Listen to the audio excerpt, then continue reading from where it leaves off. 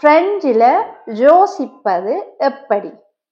இதுக்கு என்ன அர்த்தம்னு சொல்லி சொன்னா, நீங்க ஒரு இடத்துக்கு பிரெஞ்சு கதைக்க போறீங்கன்னு சொல்லி சொன்னா, அங்க தமிழ்ல யோசிச்சு அதுக்கப்புறம் ஒரு வசனமாக்கி பிறகு பிரெஞ்சுல கதைக்கிறது, அல்லது இங்கிலீஷ்ல யோசிச்சு வசனமாக்கி பிரெஞ்சுல கதைக்கிறது. அப்படி நீங்க செய்யாம பிரெஞ்சிலே யோசிச்சு பிரெஞ்சிலே கதைக்கிறதுக்கான வழிதான். அதுக்கு என்ன டெக்னிக்ஸ் பாவிக்கிறேன்னு சொல்லித்தான் நான் உங்களுக்கு சொல்ல போறேன். இந்த 5 டெக்னிக்ஸுமே நான் படிக்கும்போது பிரெஞ்சு கதைக்க பழகும் போது பாவிச்ச டெக்னிக்ஸ் தான். இது நீங்க ஆரம்ப நிலையில இருக்கிறீங்கன்னு சொன்னா பிரெஞ்சு படிக்கிறதுக்கு மிகவும் இலகுவா இருக்கும். பிரெஞ்சிலேயே யோசிச்சு கதைக்கக்கூடிய மாதிரி இருக்கும். அல்லது நீங்க பேயா அல்லது பேது நிலையில இருக்கிறீங்கன்னு சொன்னா உங்களுக்குமே இது மிகவும் பயனுள்ளதாக இருக்கும். என்னட்ட கூது ஃபான்ஸே படிக்க வர விருப்பமானாக்கள் என்ற மெயில் அட்ரஸுக்கு மெயில் அனுப்புங்க. அதே மாதிரி டெல்ஃப் எக்ஸாமுக்கு உங்களை தயார்படுத்தணும்டா கூடியும் என்ற மெயில் அட்ரஸுக்கு நீங்க மெயில் அனுப்புங்க. உங்களுக்கான கேள்வி என்னன்னு சொன்னா, இதுல தெரிகிற உணர்வை நாங்க பிரெஞ்சுல எப்படி சொல்லுவோம்னு சொல்லி கமெண்ட்ல எழுதுங்க. இப்ப வாங்க இந்த 5 டெக்னிக்ஸுமே என்னன்னு சொல்லி பார்ப்போம். அதை விட முக்கியமா நான் பயன்படுத்திய டெக்னிக் உண்டு. நான் பயன்படுத்தினேன்னு சொல்றேன்னு சொன்னா, சில பேருக்கு அந்த டெக்னிக்ஸ் சரியா வரும், சில பேருக்கு அது சரி வராம இருக்கும். எனக்கு அது மிகவுமே பயனா இருந்தது. அதை நான் 6வதா கடைசியில சொல்றேன். நீங்க இந்த வீடியோவை ஸ்கிப் பண்ணாம கடைசி வரைக்கும் பாருங்க. முதலாவது டெக்னிக்ஸ் என்னன்னு சொல்லி சொன்னா, ஒரு மொழி நாங்க படிக்கிறோம் அல்லது கதைக்க பழக போறோம் இல்ல எழுதி பழக போறோம்னு சொல்லி சொன்னா, அதுக்கு கட்டாயம் சொற்கள் மிக முக்கியம். சொற்களை நாங்க ஞாபகம் வச்சிருப்போம், ஏதோ ஒரு வகையில அதை ஞாபகப்படுத்தி வச்சிருப்போம். இப்ப நிறைய பேர் நாங்க என்ன செய்யறோம்னு சொல்லி சொன்னா, சொற்களை ஞாபகப்படுத்தி வைக்கிறதுக்கு முதல் தமிழ்ல எழுதி அதுக்கு பிறகு பிரெஞ்சுல எழுதி வைப்போம், அல்லது இங்கிலீஷ்ல எழுதி பிரெஞ்சுல எழுதி வச்சு ஞாபகப்படுத்துவோம். அப்படி நாங்க ஞாபகப்படுத்தினோம்னு சொன்னா எங்களுக்கு முதல் தமிழ் தான் ஞாபகத்துல வரும், அதுக்கு பிறகுதான் பிரெஞ்சு வரும். இங்கிலீஷ்ல தான் அதுக்கு பிறகு பிரெஞ்சு வரும். அப்ப சொற்களை பாடமாக்கும் போது இல்ல ஞாபகத்துல வச்சிருக்கும் போது நாங்க என்ன செய்யணும்னு சொன்னா, அந்த சொற்களுக்குரிய பேரை நாங்க பிரெஞ்சுலயே சொல்லி பார்க்கணும். தமிழ்லயோ அல்லது இங்கிலீஷ்லயோ நாங்க அதை யோசிச்சுட்டு பிறகு பிரெஞ்சுல சொல்லக்கூடாது. இப்ப உதாரணத்துக்கு பாருங்க, கார் அல்லது மேசை அல்லது கதிரை இப்படியான சொற்கள் இருக்கு. அப்ப இதை நாங்க என்ன செய்வோம், காரன்னுட்டு வச்சுகண்டு எழுதுவோம், மேசைன்னுட்டு தாபிள்னு எழுதுவோம். இதை நீங்க இப்படி செய்யாம நேரடியா அந்த பொருளை பார்க்கும் போதோ அல்லது அந்த ஒரு பொருளை நீங்க இமேஜின் பண்ணி அல்லது ஒரு படத்தை பார்த்து அதை நேரடியா நீங்க பிரெஞ்சுல சொல்லி பார்க்கணும். தமிழ்லயோ இங்கிலீஷ்லயோ யோசிக்காம நேரடியாவே பிரெஞ்சுல சொல்லுங்க. இப்ப வீட்டுல உள்ள பொருட்களை பாடமாக்க போறீங்கன்னு சொன்னா, போய் ஒரு பொருளா தொட்டு தொட்டு தாபிள், சேஸ், கனாப்பே என்று நீங்க நேரடியாவே பிரெஞ்சுல சொன்னீங்கன்னு சொன்னா அது உங்களோட மூளையில பிரெஞ்சுலயே பதிவாயிடும். அந்த பொருளை நீங்க பாக்கிக்கோ இல்ல ஒரு ஆக்கள் உங்கள்கிட்ட கேட்கோ டக்குன்னு இமேஜின் பண்ணிக்க அது உங்களுக்கு பிரெஞ்சுலான்னு வரும். இது முதலாவது முக்கியமான டெக்னிக்.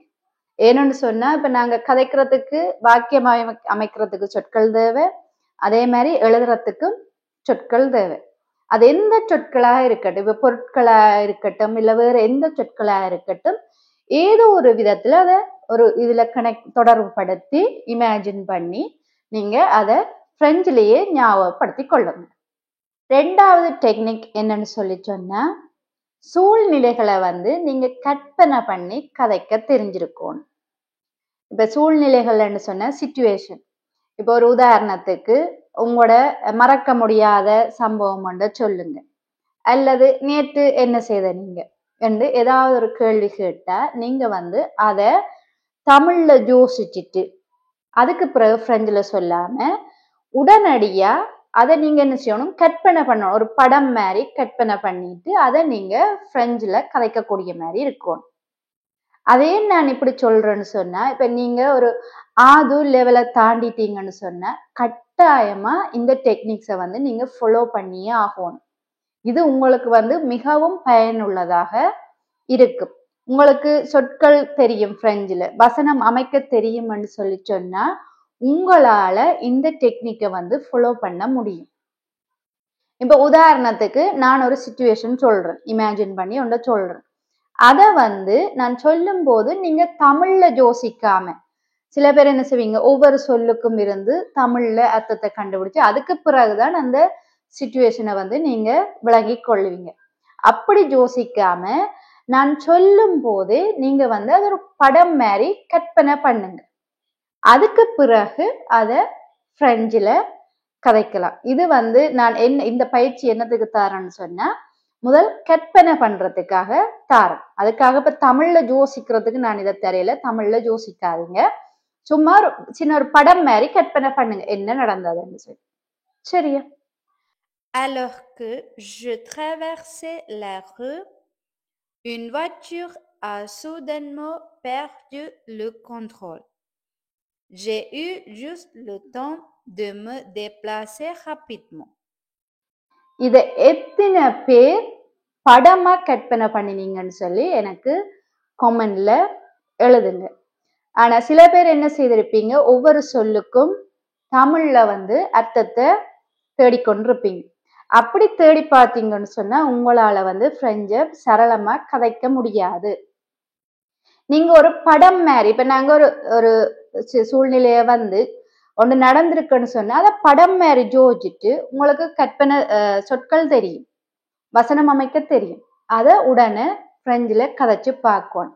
ஒவ்வொரு சிச்சுவேஷனையும், இப்ப வீட்டுல நீங்க என்ன வேலை செய்யறீங்களோ, இல்ல வேலையில அங்க என்ன நடந்ததோ, இல்ல நேற்று என்ன செய்தீங்க, இல்ல போன கிழமை வீக்கெண்ட்ல என்ன செய்தீங்க, எல்லாத்தையுமே நீங்க கொஞ்சம் கொஞ்சமா பிரெஞ்சில் கதைச்சு பழகணும்.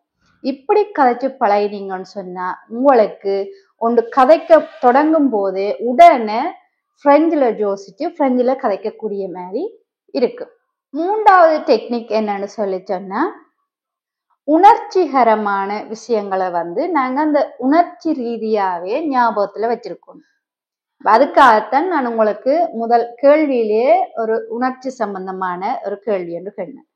இப்ப உங்களுக்கு ஒரு பயம் என்ற ஒரு உணர்வு வருதுன்னு சொன்னா அதை வந்து நீங்க பயம் என்னட்டு என்று எழுதி வைக்க கூடாது. அந்த உணர்வு எப்ப வருதோ அப்ப நீங்க அந்த சொல்ல வந்து சொல்லி பார்க்கணும்.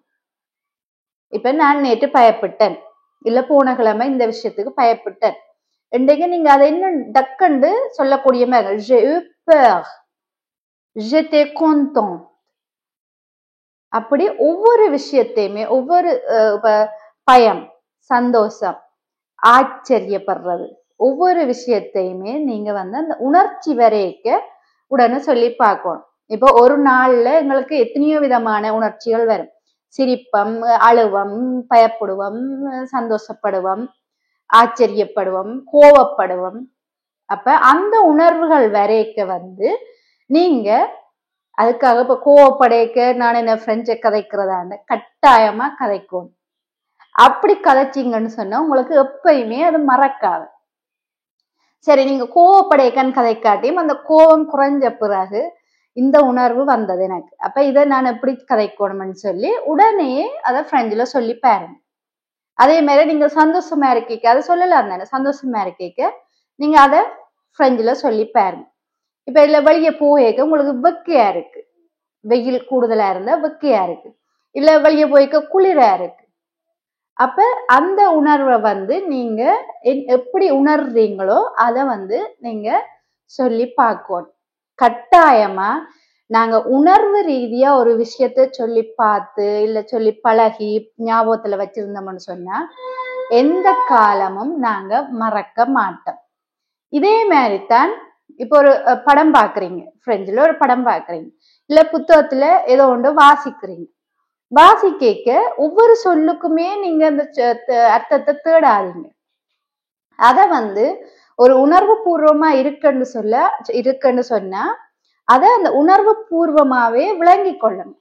ஏண்டா உங்களுக்கு அது எப்பயுமே மறக்காம இருக்கு.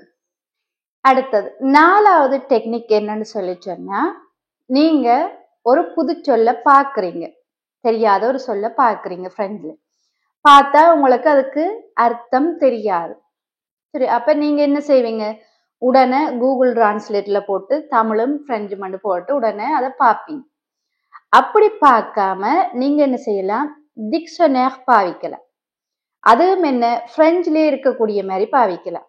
டிக்ஷனரி இருக்கும் தானே. இப்ப பிரெஞ்சுல ஒரு சொல்லு டொனே என்று இருந்தா அதுக்கு என்ன விளக்கம்னு சொல்லி அதுல போட்டிருப்பினும் உங்களுக்கு அதுல சினோனிம் தந்திருந்தா அது விளங்காட்டியும் கூட அதுல விளக்கம் உங்களுக்கு டெபினிஷன் விளங்கிட்டாலே உங்களுக்கு அதுல அர்த்தம் விளங்கிடும்.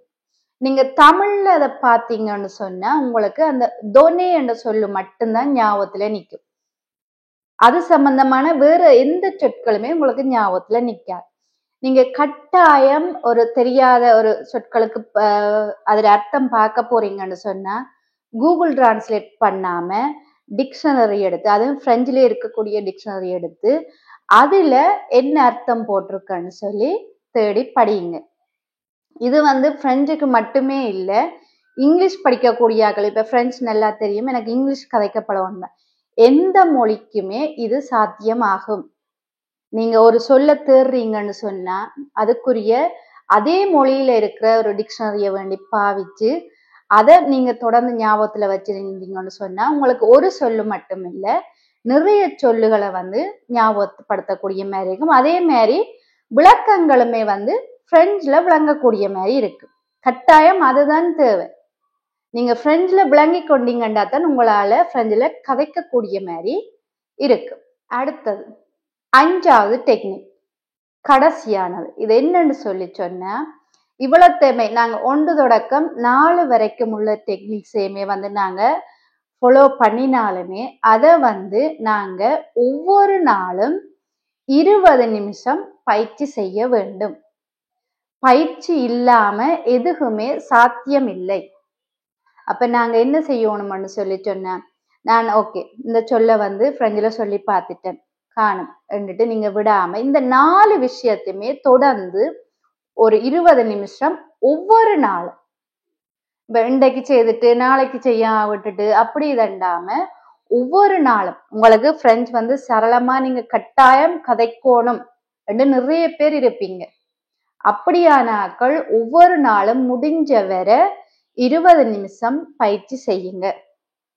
பயிற்சி இல்லாம எதுவுமே ஈஸியா உங்களால கதைக்க முடியாம இருக்கும். அது நீங்க என்ன பொறுத்த வரைக்கும் காலையில பயிற்சி செய்யறதுதான் எனக்கு பிடிக்கும். உங்களுக்கு எந்த நேரம் அது சரியா இருக்குதோ அந்த நேரத்துல 20 நிமிஷம் நீங்க பிரெஞ்சை கேட்டோ இல்ல இந்த டெக்னிக்ஸை பாவிச்சு கதைச்சு பார்த்தோ நீங்க பயிற்சி செய்யலாம். இதை செய்தீங்கன்னு சொன்னாலே உங்களால பிரெஞ்சுல யோசிச்சு சரளமா கதைக்கக்கூடிய மாதிரி இருக்கு. இப்ப நான் 6வதா ஒரு டெக்னிக் சொல்றேன்னு சொன்னால் அது எனக்கு மிகவும் பயனுள்ளதாக இருந்தது. அது என்னன்னு சொல்லி சொன்னா, குழந்தைகள்கிட்ட கதைக்கிறது. இப்ப நான் வீட்டுல இப்ப எனக்கு குழந்தைகள் இருக்கிறபடியா குழந்தைகள்கிட்ட கதைக்கிறேன்.